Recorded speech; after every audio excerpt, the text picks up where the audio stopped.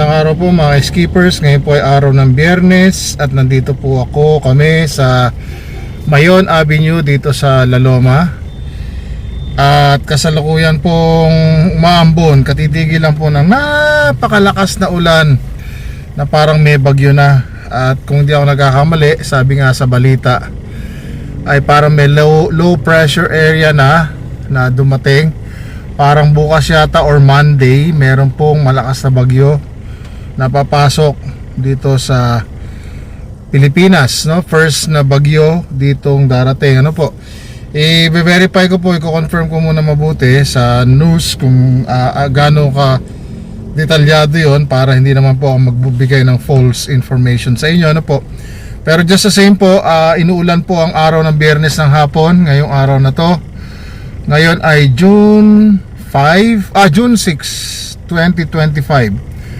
Opo, at napakalakas po at kasalukuyang may ambon pa rin. Malamang po sa pupuntahan namin dito sa May Maseda ay baha. Kaya nga po medyo nagpa-delay kami ng alis, labas ng bahay. Bibili kami ng cat food, ng dog food, dahil tsaka vitamins sa mga alaga namin. Dahil nga po ang lakas ng ulan, ayaw namin sumabay. Talagang sobra, lakas ng ulan, lakas ng hangin. Parang may bagyo, ano po, yung mga halaman natin tuwan-tuwa pagka ganito mga panahon. At yung mga may alaga, mga ibon, mga manok, ito ang breeding season, breeding time, kasi po wala nang tag-init, tapos na yung summer natin, ano? Although pag nawawala yung ulan, mainit ang araw, ano po, napakainit na araw. So subaybayan natin ang susunod na kabanata po. Samahan nyo kami, tingnan natin mamaya pagdaan ko dun sa May Maseda. At sana ay wala ng baha, makapasable na. Kawawa naman po itong mga ating mga kasamahan na bumabiyahe ngayon, lalo na po yung mga nakamotor.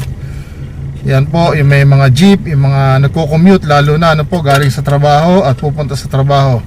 Ingat po tayo. Maraming salamat po Skipper TV. Samahan nyo ako. Salamat po. Ayun na, go na.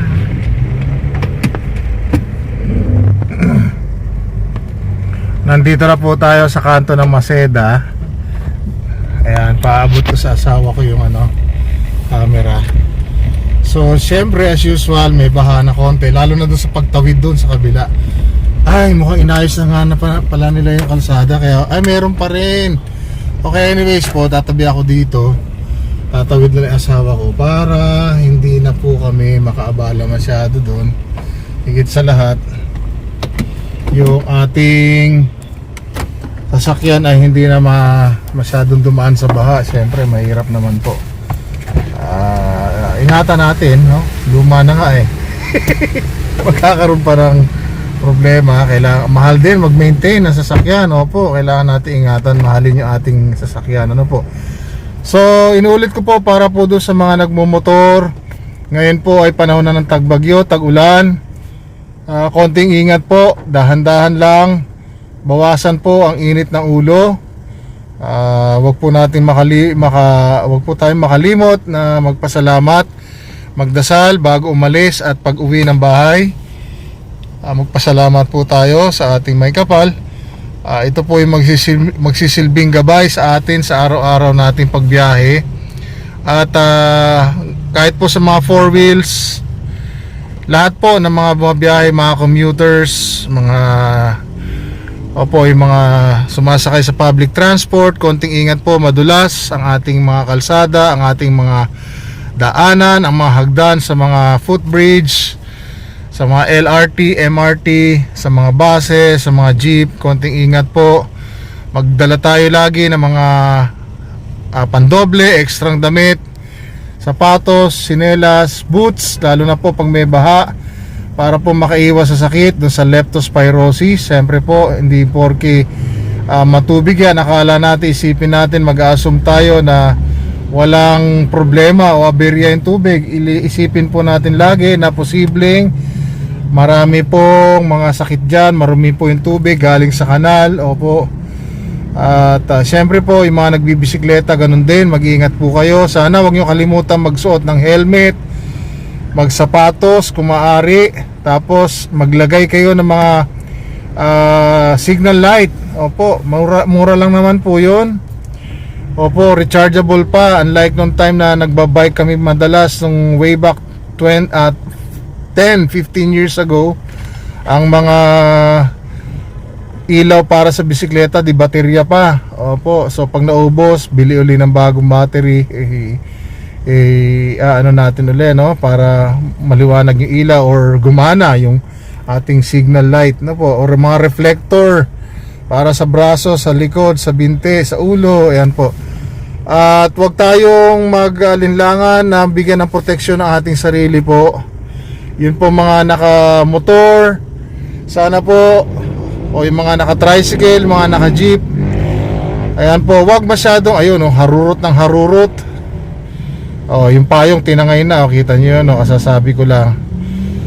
Dahan-dahan lang po, kasi po ingatan natin, isipin natin yung buhay natin at saka yung buhay ng ibang tao na pwede nating maperwisyo. Minsan nakala natin po ay nakalamang tayo, pero ang totoo, may balik po yan. Ingat-ingat lang po, ano po. At siyempre yung mga sasakyan natin, lagi po natin i-check yung mga gulong. Pag pudpud na, kalbo na, palitan po natin para hindi madulas. At yung mga preno po, checkin natin kung okay pa yung mga preno natin. Baka mamaya takbo tayo ng takbo, yun pala wala na tayong preno, imbis na tayo yung tumigil, dumire-diretso tayo, delikado po yun. Opo. At yung mga ilaw po ng ating mga sasakyan, lagi natin checkin. Yung mga gasolina, crudo, lahat na po, ano po. At nawa po, lalo pag baha, pag alam natin alanganin, wag na po tayong dumiretso kasi delikado, no? Kahit na tingin natin okay, baka mamaya meron na buksan na manhole, lumusot tayo doon, nako, lagot, delikado. Opo. Konting paalala lang po para sa lahat ng mga kababayan ko dito sa Pilipinas, lalo na sa NCR. Alam naman po natin ating paligid ay unpredictable, ano po, yung mga kalsada natin, dumaan tayo ng umaga, dire-diretso, pagdating ng hapon binabakbak na. Opo, kasi syempre maintenance po yun, preventive maintenance para hindi lumala, halimbawa yung mga sa linya ng tubig, ayan, opo. So basta ganun po, ano, ingat, listo. At kung tayo ay medyo pagod na, magpahinga, pwedeng sumilong, opo, magdala ng kapote at lahat ng pwede natin gamitin para hindi tayo magkasakit. Uminom ng vitamin, syempre po. Marami po salamat sa lahat ng mga subscribers na Skipper TV. Para dun po sa hindi pa nakasubscribe, please subscribe to my channel Skipper TV. At nawa po ay lagi tayo magkasama-sama para madagdagan pa po ang ating mga viewers. At lalo tayong magkasama-sama, makapagbigay ako ng marami pang mga content sa inyo. Marami po salamat. Skipper TV po, ingat po. Okay, so nakapanggaling na po tayo doon sa may kanto ng Maseda at saka Dapitan Street sa Manila. Ngayon po ay nandito tayo sa kanto ng Laon-Laan at Mayon. Yung pong kabilang yun sa may Petron ay Canlaon Street, dito po sa Santa Mesa Heights, Quezon City. Nandito po kami, may binibili lang pong vitamins. Opo, dahil nga po tag-ulan ngayon, syempre para meron tayong suporta, no? Food supplement para lumakas lalo ang katawan. At yung mga nasabi ko po sa inyo kanina, mga munting paalala lang po yun, mga practical reminders po. Yes, these are practical reminders na makakatulong po sa atin. Ako po, actually sa totoo lang, may mga times na nakakalimot din po ako dun sa mga ganung bagay. Maganda po na paminsan-minsan may nakapagsabi rin sa akin, nakapagpaalala. Minsan nga po yung anak ko na bata ang nakapagpaalala sa akin, which is okay. Maganda po yun kasi po yun ay makakatulong. Totoo po yun, malaking bagay po yun. Kasi hindi naman ibig sabihin na maraming na akong alam o ako'y nandito na sa ganitong edad, alam ko na perfecto ako. Hindi po ganon. So yun po, no? At yan po, magdala ng payong at ingat po sa paglalakad. Opo, at dahan-dahan, basta po sigurado tayo makakauwi, makakapunta sa ating patutunguhan. Hindi natin kailangan magmadali, ano po. At para po dun sa mga bibili ng mga ulam, ito po ay palengke. Ayan, may fresh options po dito, meat shop. Ito po yung Suki Market, no? Ito tong kulay green na yan, establishment na yan. Sa loob niyan, ay marami po kayo mapagpipilian. May mga ulam po dyan, mga sariwang isda, baboy, baka, manok, mga gulay, opo, na pangrekado, mga paminta, toyo, betchin, mantika na magagamit sa pagluluto. Lalo na po ngayon, nag-uulan, yung mga mahilig po, gustong bumili ng mga tuyo. Oo, masarap kumain yan. Tuyo, daing, yan, danggit, opo, pusit, ulam natin, ano po, ngayong gabi, itlog, ganyan. Nga pala dito sa left side, ito yung Mayon Galleria. Opo, ayan, So, may mga establishments po dyan. May mga mabibilan tayo ng siopaw. Ayan, may coffee. Mayroong tindahan ng sapatos dun sa Bantaron. Tsaka vape shop. Dun sa unahan, mayroon din pong tindahan ng isda. May parlor, may salon. Yan, mga ganyan. Ano po. So, dito may lotohan. Ayan po, sa kantong yan. Yan yung kulay dilaw na yan. Loto yan, loto shop. Opo, kung gusto nyo tumaya, pwede po dyan. Para po sa mga taga rito, yung mapapadaan po, galing kayo ng Manila, medyo malakas ang ulan. Kasi yung kanto po na yan sa may Petron, madalas po bumabaha dyan. Malalim po kasi lugar na yan. Although naayos na yung Bornal dyan, yung mga sewer. Pero kahit pa paano, pag sobrang lakas na ulan, naiipon pa rin yung tubig. So kung hindi kayo diretso ng pagdaan, pwede kayo mag-stop over dito. Pwede kayo dito, pumarada muna kayo saglit dito sa mga gilid na yan.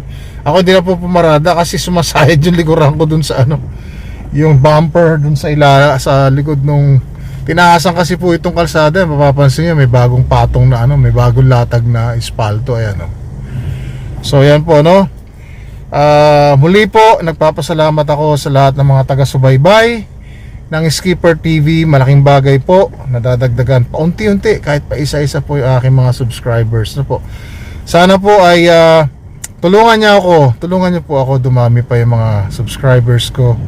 At pipilitin ko po na magkaroon pa po ng mga bagong content para po sa inyo. Papaalala ko lang po, ang mga contents ko ay hindi na usually katulad ng dati na kadalasan mga tungkol sa dogs, sa pets, yan. Kahit pa paano po ay katulad nga nakalagay doon sa intro ko about my vlog, my channel. Mahilig po ako sa iba-ibang bagay, mga pumasyal, yan, kung ano yung mga pasyalan ko, bablog ko po, pwede kong gawing content. Tapos yung mga meron akong hilig na tungkol sa pagmumotor, isasali ko po yun. Kung mahilig din po ako sa sakyan, yung ganyan, paparepair ako. Yung mga interesado po dyan, sana po magustuhan ninyo yung mga munting contents na ginagawa ko. Kung meron po kayong comment or feedback, please feel free to write it down below and I'll see to it na makaka-reply po ako sa inyo. Not necessarily ganun kabilis, pero at least pag nakita ko yon, medyo busy rin po. Pero salamat po uli ng marami sa inyo. God bless po. This is Skipper TV. Have a great day po. Ingat. Goodbye po. Siya nga pala po, isa sa mga reminders natin na dapat nating tatandaan. Kapag ganito pong malakas ang ulan, kadalasan po malakas din ang hangin. So pag malakas ang hangin, binobomba niya ng binabayo niya yung mga puno, mga bubong, mga poste. So sa mga puno po, konting ingat tayo. Kailangan maging aware tayo sa paglalakad, pagmamaneho, lalo na kung nakamotor tayo, bisikleta. May mga nahuhulog pong sanga. Ayan, posible po na mahulugan ang ating mga ulo. Ayan, medyo malabo lang kasi po na blur dito sa sa salamin ng sasakyan. May mga tubig kasi dahil sa ulan.